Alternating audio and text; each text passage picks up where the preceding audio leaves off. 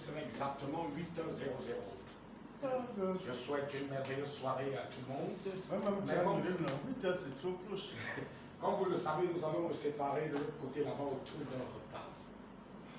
Je voudrais ajouter en 2 minutes de l'eau dans le moulin de l'expert en disant aux uns et aux autres, j'ai observé nos téléphones Android au cours de ces derniers mois, ou même de ces dernières années. Et expert, j'ai constaté à chaque fois, au bout d'un mois, WhatsApp vous envoie carrément un message, la version WhatsApp que vous utilisez est obsolète. Veuillez mettre votre WhatsApp à jour. Et j'ai observé ça une fois, 2 fois, 3 fois, et à un moment j'ai marqué un arrêt. J'ai dit, oh, quel enseignement. Ça veut dire que nous les humains, nous avons l'obligation également, comme ces téléphones, à chaque fois de nous remettre à jour. On ne peut pas être un comptable public, monsieur le receveur de Montréal, qui est pour moi un fils, sans nous remettre à jour régulièrement. La question doit être tout le temps, quelles sont les lois, les textes qui encadrent mon travail? Est-ce que j'ai au moins 20 textes de loi photocopiés et bien disposés quelque part sur les étagères de mon bureau? Quelles sont les institutions qui sont chargées de me contrôler? Parce que, grand expert, on a également réalisé que beaucoup de comptables, avec leurs collaborateurs, quand des services de contrôle doivent descendre, très souvent, ils ne savent même pas quel est le cahier de charge de la mission de contrôle qui arrive. Et à partir du moment où vous ne connaissez même pas la définition et la déclinaison du cahier de charge de la mission de contrôle qui arrive, vous ne pourrez pas produire les véritables documents. Et vous allez vous retrouver coincé, obligé de négocier. Alors que peut-être même en réalité, vous êtes à jour. Oui. Le troisième point, c'est qu'est-ce que je dois produire comme rapport de manière permanente?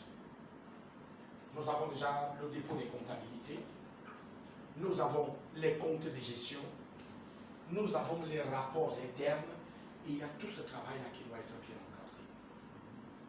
Lorsque je sors par là, la dernière question doit être, au moment où j'ai été nommé, quels sont les organismes qui peuvent m'aider à améliorer la qualité de mon travail? Je parlais avec un aîné il y a quelques années qui m'a dit quand eux arrivaient dans les communes dans les années 90, dans les années 2000, et même dans les années 2005, il n'y avait même pas d'organisme capable de les accompagner. C'est-à-dire tu arrivais là et tu ne savais même pas par où commencer. Alors tu te contentais de tout ce que tu pouvais essayer de produire toi-même. Alors qu'à l'heure actuelle, ce n'est plus le cas. Il y a beaucoup d'organismes qui accompagnent la décentralisation et ces organismes peuvent nous accompagner et nous aider à améliorer la qualité de notre travail. Parce que aujourd'hui également, beaucoup d'argent descend en direction des communes. Et cet argent-là, il va falloir rendre compte. C'est ça le problème. L'État ne peut pas envoyer de l'argent quelque part sans exiger des résultats et des rapports.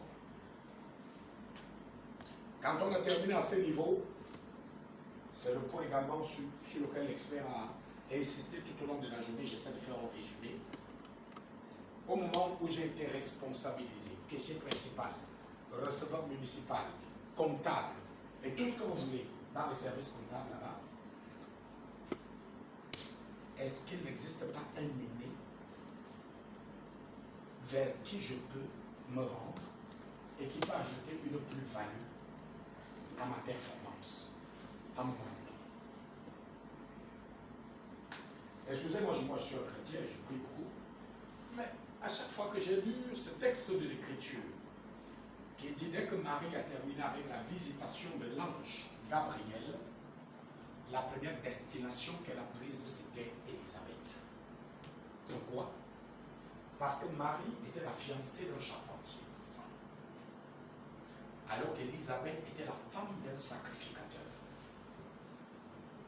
Mais l'ange venait d'informer Marie que l'enfant qu'elle va accoucher sera au service de Dieu, donc le sacrificateur. Donc la première destination pour cette jeune petite femme qui n'avait pas d'expérience, c'était d'aller vers sa cousine qui avait une riche expérience, parce que femme de sacrificateur, pour que celle-ci lui dise comment est-ce qu'on encadre quelqu'un qui doit être au service de Dieu. Mais le problème dans nos familles, là je m'adresse à mon frère, Monsieur Philippe Vandelin, un ami de longue date, grand chef-service des affaires financières de la merveilleuse mairie de Yaoundé 5e. Quand je suis nommé à mon poste en tant que chef-service en tant que comptable, est-ce qu'il y a un aîné quelque part vers qui je peux me rendre pour puiser dans son expérience? Parce que chez lui, je peux puiser la documentation, je peux puiser les textes de loi, je peux puiser dans différents domaines pour rentrer et accomplir mon travail avec joie, avec faste, avec sévérité. On est devenu très nerveux dans nos bureaux et mal à l'aise à chaque fois parce qu'on n'est pas capable de produire un travail de qualité. Et on devient très nerveux à l'endroit des usagers. Moi, je suis économiste de formation. Mais j'ai eu une grande difficulté dans ma vie, on en a parlé avec vous tout à l'heure, qui m'a permis de comprendre beaucoup de choses. La toute première fois que j'ai été appelé à travailler dans l'administration, après l'université, c'était aux affaires foncières. Un aîné de la famille a dit, tu viens commencer à travailler ici. Le dossier de recrutement viendra plus tard. Monsieur le receveur, le premier jour, je n'ai rien compris. C'est-à-dire, je suis arrivé à la maison, j'avais mal à la tête.